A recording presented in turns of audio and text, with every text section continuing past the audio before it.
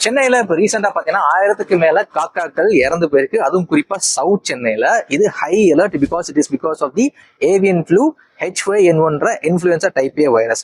இது பேர்ட்ஸ் மட்டும் பாதிக்காம மேமல்ஸையும் அண்ட் கண்டிப்பா ஹியூமன்ஸையும் பாதிக்கக்கூடியதுதான். ஸோ சேஃபா இருந்துக்கோங்க. இந்த இன்ஃபுளுன்சா வைரஸ் உங்களை அட்டாக் பண்ணாம இருக்கணும்னா நீங்க இறந்து போன பேர்ட்ஸை டச் பண்ணாம இருங்க. அப்படியே டச் பண்ணாலும் க்ளவுஸ் போட்டு டச் பண்ணிக்கோங்க. சப்போஸ் உங்களுக்கு பயமா இருந்துச்சு அப்படின்னா இமிடியேட்டா கார்பரேஷனுக்கு கான்டாக்ட் பண்ணி இன்ஃபார்ம் பண்ணிடுங்க. அந்த கான்டாக்ட் நம்பர் 1913 தான். இந்த ஃப்ளூ உங்களுக்கு இன்ஃபெக்ட் ஆச்சுன்னா உங்களுக்கு காஃப்ல இருந்து ஃபீவர் வரையும் சிவியரா இருக்கும்.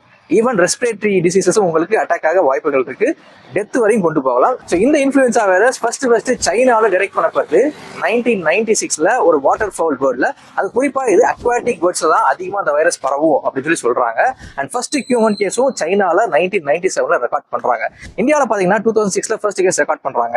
அண்ட் 2019ல India is free from avian ஃப்ளூன்னு சொல்லி டிக்ளேர் பண்ணாங்க. பட் அது இன்னும் கன்ஃபார்ம் ஆகலன்றது இப்போ தெரிய வருது. So Tamil Nadu is under high alert. Stay safe மக்களே. அண்ட் இந்த வைரஸ் பாத்தீங்கன்னா endemic to especially Asia and Africa, especially பாத்தீங்கன்னா பங்களாதேஷ், சைனா, வியட்நாம், இந்தியா, இந்தோனேஷியால, குறிப்பா பவுல்ட்ரி ஃபார்மிங்ல, அதாவது பறவைகள்லாம் வளர்ப்பாங்க இல்லையா, சமைக்கிறதுக்கு மீட்டுக்காக வளர்க்குற பறவைகள் இருக்கிற இடத்துலயும் இந்த வைரஸ் அட்டாக் ஆகும். கேரளால நிறைய கேசஸ் பார்த்திருப்பீங்க. பறவைகளுடைய மீட்டை சமைச்சு சாப்பிட்டா நல்லா 100% மேல குக் பண்ணி சாப்பிடுங்கன்றது கவர்மெண்டோட அட்வைஸ். தேங்க்ஸ் ஃபார் வாட்சிங் திஸ் வீடியோ. இந்த மாதிரி எக்ஸ்க்ளூசிவ் கரண்ட் அஃபேர்ஸ்க்கு வெராண்டா யூடியூப் சேனலை சப்ஸ்கிரைப் பண்ணிக்கோங்க. Veranda ES, where your dream becomes reality.